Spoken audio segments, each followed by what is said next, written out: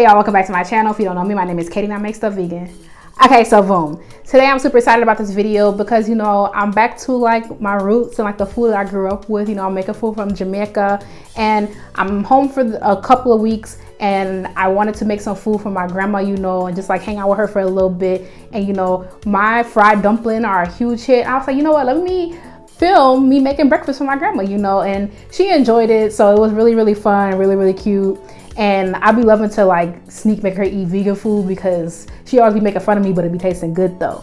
And also I just wanted to show that you can still enjoy some of your favorite foods if you have like your own cultural foods that you really enjoy. I know that was one of my concerns low-key when I went vegan, but you know, you'll find your way around, you do what you have to do.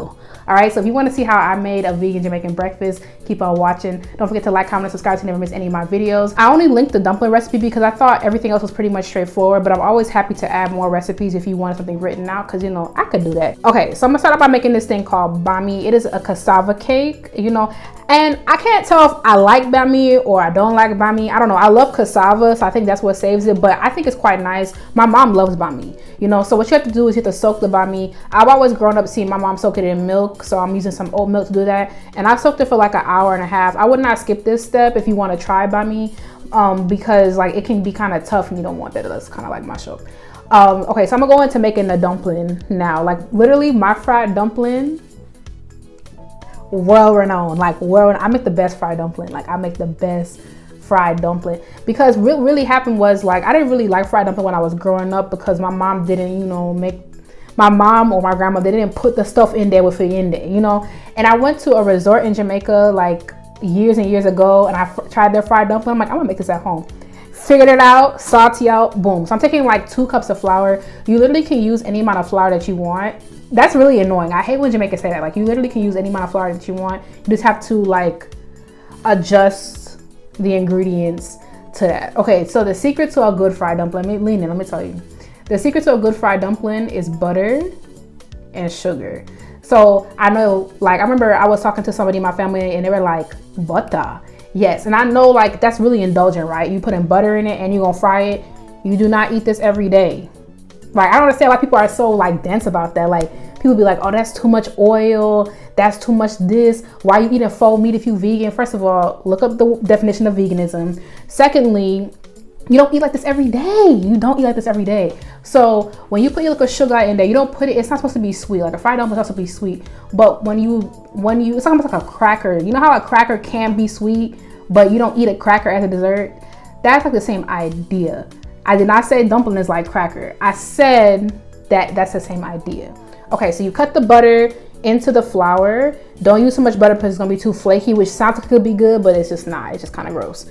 Cut the butter into the flour, sprinkle a little sugar in it, put baking powder in there, and then add your milk liquid by liquid. Like you don't want to add all of it because you don't want to have to add more flour on top if you add too much. Okay, when the dough starts to come together a little bit, that's how you know you're done adding your milk. That's one thing I had to figure out on my own because every time I ask my grandma for instructions, it's always like frustration right away. Why are you already frustrated when I asked to get exactly it? And then also it's like never clear, you know what I'm saying? But this is what I figured out on my own. When it comes together, as you start heating that way, you don't add too much milk or water or whatever, and it just comes together on its own. I wasn't taught how to fold a dumpling. I watched my grandma do it several times. I just didn't know. The most easy way I thought was just like to roll it into a ball, flatten it, and then put your thumb in it like that.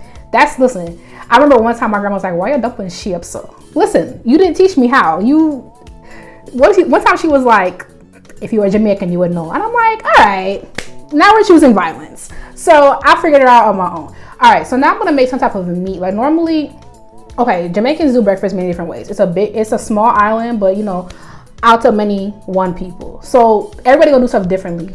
Normally, before I went vegan, I would want like some type of corned beef. Like corned beef really went nice with fried dumpling, but because I can't have that, nor do I really want it, I'm going to use like, you know, Beyond beef sausage. This is a sweet Italian sausage. Like I said, I was cooking for my grandma, so I didn't want to use a hot Italian, which is what I would normally gravitate towards. And I'm really just like sauteing this up with some onions and some seasoning and some tomato. I normally don't like sauteed tomato. It gives gross, but like when I'm eating Jamaican food, Like that's like kind of like a thing that they do. You know, it's fine. I roll with it. So I cooked it down until it got like kind of soft and translucent. And then here's the part. Jamaicans, listen me. I noticed about this next step is gonna be weird. Why did I stumble over that? But add some ketchup. Trust me. Just trust me. I said the same thing with the brown stew. I said the same thing. What else did I make like that? I don't know. Literally brown stew, chicken, whatever. Put a little ketchup in there, and then when you add your water to it, it will cook out. Like you don't have to worry. And I want you to remember what I said, okay, about like, because a lot of times Jamaicans get like, you know, kind of like a lot, and they'll be like, which part of Jamaica didn't do this? Literally, I grew up with like, you know, them canned Vienna sausages. Like sometimes we would like saute those up, put a little ketchup in there and cook it down. It will come from country, so I don't know, okay? I'm just going with what I go with. Obviously, the national dish of Jamaica is ackee and saltfish, but also, here's my thing with ackee, right? I don't want to ruffle any feathers, but you know what I realized? Like, not even last Christmas, the Christmas before that, I don't like ackee. Like, it's okay, right? Like, ackee is okay, and I think I liked it better when it was paired with saltfish, but like, just ackee so like, just ackee, sorry. Not me only using patois. Just ackee by itself, like, I don't know, like it's just not giving what it's supposed to give. You know what I'm saying? Don't attack me. Don't come for me. Like I will eat ackee, but oftentimes when I eat ackee, I'm the one who has to make it because when I go to Jamaica, it's mixed with what? Saltfish. So you know, I kind of skip it. All right, so now I'm gonna make some callaloo. Callaloo is a spinach. If you want to try this recipe and you're not Jamaican, I really encourage you to because like everything here is like really really good. But if you want to make callaloo, it's just if you can't find callaloo, you can use spinach. But like callaloo, how do I describe it? Callaloo is like it's definitely like a little bit more, I don't want to say thick. That's not the right one, but it's a little tough is also not the right one, but it's a little bit more sturdy. It gives kale vibes. It doesn't taste like kale, but it gives, it tastes more like a spinach, feels like a kale. You can find callaloo at any international market for the most part. Like even in Memphis where there's like not really a Jamaican population, I was able to find callaloo. I just added my local seasonings like adobo and pepper and garlic, of course. And then I just sauteed my vegetables and cooked it down. My grandma wasn't a fan of my callaloo. She said it tasted good, but she also said it was salty. But like, I normally don't cook salty, and it's like her taste palette kind of be everywhere. So I'm just gonna let that ride out. Okay, I'm frying up my dumpling. You literally must fry dumpling. You must fry dumpling.